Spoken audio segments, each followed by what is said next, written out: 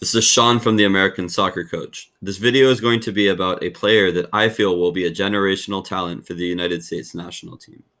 When I say generational talent, I mean a player that, if developed properly, can be starting in the next 2 to 3 World Cups and hold down his position for years to come with the national team. The last video I created during the World Cup, the U20 World Cup, was about Alex Mendez and about how skilled he was and about how he was going to be a future Champions League player. Now, only last week, Alex actually was signed by Ajax. And again, just because I said he's a Champions League player, I'm not just saying playing for a Champions League club. I'm saying that he is going to actually be getting minutes in the Champions League. And so I'm not expecting that anytime soon with Alex, but I think that long term, that's exactly what will happen with him. But back to back to what I was talking about earlier. The next generational talent, or a generational talent that I see coming through U.S. soccer, is a player called Kobe Hernandez Foster, who plays for the Galaxy Academy and the Galaxy Reserve Team, as well as the U.S. U17 team. And with the U17 U.S. team, he will play left back and center back, but I think long term, his best position projects as a left back, an outside back. And the reason that I think Kobe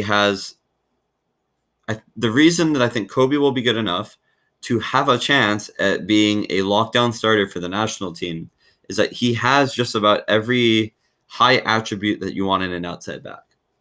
Attacking mindset, good speed, very good crossing ability, technically very strong, knows how to combine well. He has bite. He's not afraid to make a strong tackle. His defensive instincts are very good. And like I said, especially in the modern game, he can get forward and he has the stamina to really move up and down the field really well. This is something that we've lacked at the national team level for quite some time. Right now, it looks like we have a couple players, younger players, that could possibly also project well, such as Chris Gloucester, Sergiño Dest, who can play left back and has played left back with Ajax, but he played right back with the U20 national team. So there are other good players there, but I think that Kobe, his overall skill set, while he's a lot younger than those players, I think he projects long-term to probably be the best one. And to me, it's about making sure that Kobe is going to be getting the opportunity at club level and making sure, for example, I think it would be really important at the U17 World Cup for Kobe to be able to play at left back instead of center back so he can showcase his talents to the world, because the U.S. are going to be playing some very good teams in their group stage for the U17 World Cup.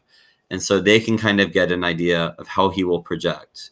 And I know that the U17 World Cup, it does not hold the same amount of weight as the U20 World Cup does, because many players are already signed to pro contracts in the U20 World Cup.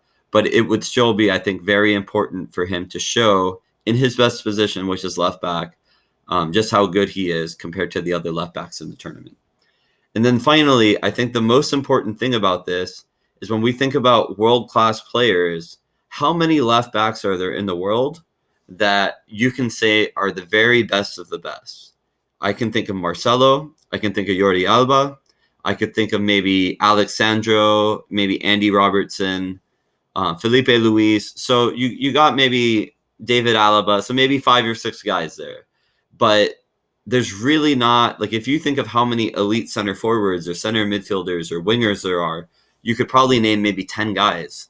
But at left back, it's such a very specific position, and obviously it's very beneficial if you're left-footed, which Kobe is, that left backs are so important in the modern game to find a left back that is a top world-class left back, because so few teams that have elite players have world-class left backs.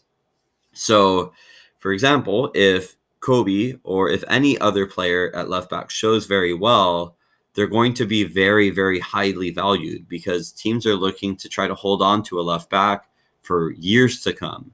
I believe that Manchester United just signed Wan-Bissaka from Crystal Palace, who's a right back, for I believe $50 or $60 million. It might have even been more than that. And he's a right back, so it's a lot more common to produce really good right backs. But because he was young, because he was talented, and because they thought about the future, they invested all that money in him. So I think that if you are an elite left back, especially at a young age, teams will invest big money in that position because there's so few players that are playing at an elite world-class level in that position. And that is something that is invaluable not only for the club teams, but also for the national teams. And I believe that outside back is a position, maybe, or for example, left back, maybe center mid, maybe you have 5 or 6 guys that can play in those positions, whether it's attacking mid, center mid, or holding mid. But at left back, you might only need to be 2 guys deep, because if somebody gets injured or somebody has fitness issues or they have yellow card accumulation, you probably only need 1 guy in there at left back to be ready to go.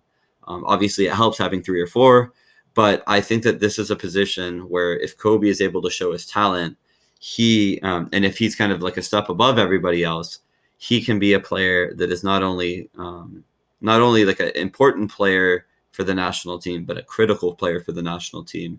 And even at club level, if he is able to showcase his talents to the best teams in Europe one day in the next couple of years, he can be a player that is going to be very, very valuable, not only for the national team, but also for whoever he represents at club level. Thank you guys for watching. I recommend, if you have not seen Kobe play, make sure you check out the U17 World Cup. Like I said, hopefully he will be playing at left back to showcase his full ability. He's still a very good center back, but I think that long term, that's where he projects best. Thank you guys for watching.